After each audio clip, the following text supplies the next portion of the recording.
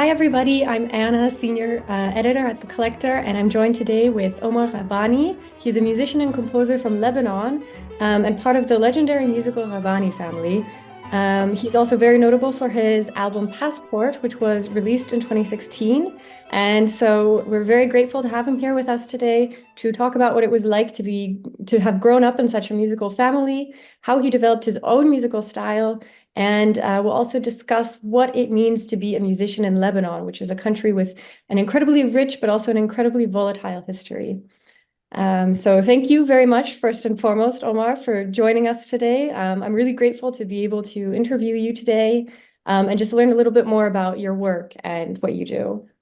Thank you so much for having me. It's a pleasure. Really. Awesome. So let's begin. I'm sure many people, at least in the US, Canada, and Europe, might not necessarily be very familiar with the Rahbany family, but they are very well known, at least in Lebanon, and I'm sure in other countries in the region. And so they have a very long and influential tradition in music. So could you, speak a little about your family? And then also your own experience within that family. So if there was this expectation to follow in your family's footsteps and pursue music from an early age, or was this simply a natural choice for you? Well, yeah, I belong to the third generation of a family of composers. My grandfather and his brother, known as the Rahbany brothers, started this amazing story.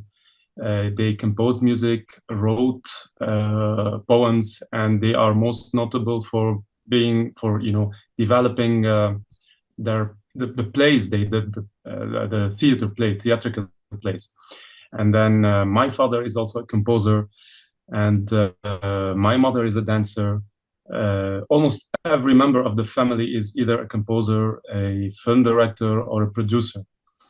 Now, as answering if there was an expectation to me to follow, well, let me tell you that as a kid, my preferred toy was the piano, actually, here, alongside Legos, of course. And I think this was a crucial moment in my childhood, when I started associating in a way the building blocks of Legos with the act of composition, the process of building and structuring music within a form. So that was a natural inclination for me to make music. But on the other hand, and to be honest, and here's a funny story, I stumbled upon a photo not so long ago of my pregnant mother with me studying piano, who later became my teacher. And to be honest, I don't think this was very innocent from my father, who, in my opinion, definitely wanted his son to carry on the path of the family. So, yeah, but it is important to note that I was never forced into pursuing a career in music. On the contrary, I recall the discussions we used to have in the family about the man's struggles and obstacles one would endure if he decided to become a professional composer in Lebanon. So yeah, and I mean, in summary, I believe it's both, a combination of natural tendencies supported by familial expectations. Yeah, absolutely. And I really like the comparison that you made between Legos and also constructing music. Okay. There is a definite connection there. Absolutely. Yeah, so let's jump way forward then and talk about your album Passport that was released in 2016. It's been critically acclaimed and draws inspiration from various cultural music from around the world. So could you speak a little bit to how this idea came about and what the challenges that you faced Sure. were in creating it, as well as the messages that Passport communicates? Well, yes, actually, I think it would be a good idea to give you kind of a brief historical context about Lebanon, because it's directly linked to the album Passport. Yeah, Uh, okay.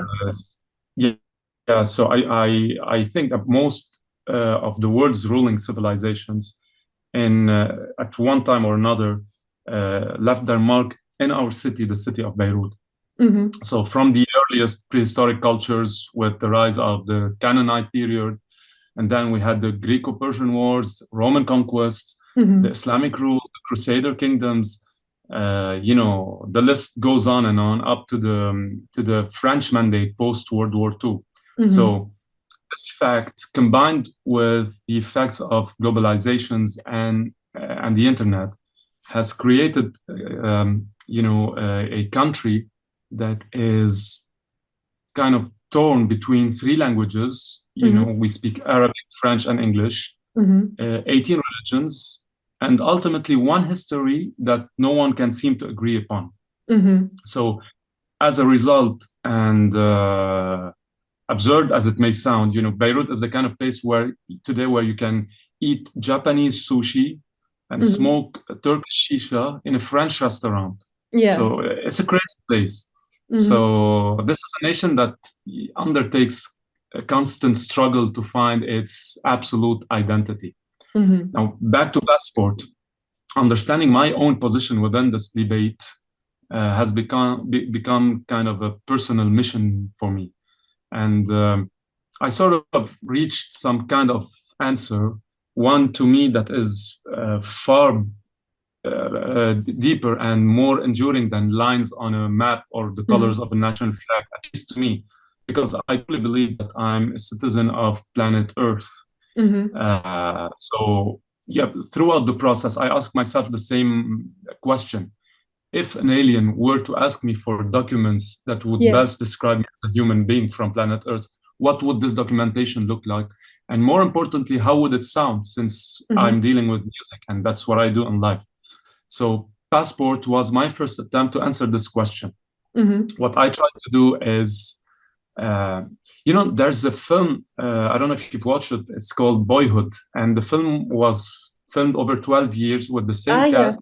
Yeah, exactly. And it tells the story of a boy's evolution from childhood to adulthood, filmed over 12 years. So in a way, Passport is the same to me, because it is the result of different stages of my explorative journey, trying to unify all the different genres and musical styles that I loved and I was interested in. So some of the music are based on classical music, other are more Arabic, kind of Lebanese, Oriental style. Some are based on jazz vocabulary. I love jazz. I studied jazz, and this brings me to my first challenge, which is it possible, or how to produce a multi-genre album where in each song showcases a different style, and add to it the involvement of the different musicians for each track. So this was really a very challenging task to do. So especially when you're about to produce an unlabeled album, within a movement today, within the marketing of music that looks to classify and almost divide and conquer the market by segmenting it. Exactly. So it was hard for me to find my own, how to classify it, how to categorize this. Yes, the word. So but I mean, I'm very proud of what we did as a team, and everyone who contributed to it did an amazing job. I was very lucky to have some of the best local musicians. I was very lucky to work with some of the great names. Some of them have won the Grammy Award. It was quite a challenging experience, but I had such a pleasure to produce. And the message behind it, you were asking me about the message. So actually, it's kind of a reminder of our shared humanity. I believe that we are one, and this album acts as my very own Earth ID. So a sort of musical identity that aims to unite listeners from different backgrounds and culture through music. Yeah. Well, that's a wonderful thought. And it sounds like it was also a huge collaborative effort. It was not just you working on this album, it was really a huge community of musicians that were involved in this. Absolutely. Yeah, so that is also, I think, a good reflection of then your overall message with the album of simply, being united simply by being on planet Earth, and showcasing that not just through the music itself and through the message, but also just simply through all of the musicians who are involved. Absolutely. Yeah, that's great. And yeah, so going back then a bit, you explained a bit of the context of Lebanon and how it is an incredibly international country, not just in its history, but also just simply today with globalization. And so I'd like to then ask you about how your family then ties into that. What does your family represent to the people of Lebanon? And today, how do you see your own music contributing to this legacy of your family and its reception in Lebanon? Well, yeah, let me start by saying that the rise of the Rahbany brothers, my ancestors, and Fairuz, the singer they produced, coincided with Lebanon's independence in the 1943. So, marking a very important moment in the country's history. So, during this time, the Rahbany brothers played a crucial role in shaping a new national narrative through their artistic endeavors. They crafted a distinctive style of musical plays that combined profound ideas with stories and fictional characters.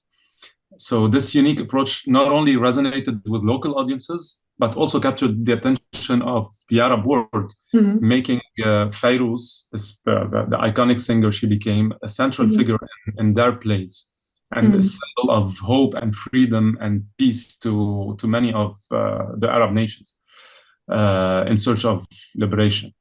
And it's also important that to mention that the impact of the Rahbany brothers' work extends far beyond their time, as their artistic legacy continues to resonate with the new generation and with me. So they are regarded as the architects, in a way, of an authentic national narrative, which remains relevant and significant to this day. So yeah, and you were asking me about where do I place myself in terms of contributing. Yes, exactly. Yeah. So yeah, this being part of this family has provided me with a unique perspective of their repertoire. I've had the opportunity to rearrange and adapt some of their songs for larger orchestras, and which has made them, fortunately and fortunate for me, highly sought after in festivals. So through this experience, I have gained a deep appreciation for the musical elements and that define their style. And I feel there's a strong sense of responsibility to share this special language with the world, not only with Lebanese or the Arab world, but also with the world. Absolutely. Yeah. So yes, did I answer your question? I believe you did. I think it is already a very difficult question to answer.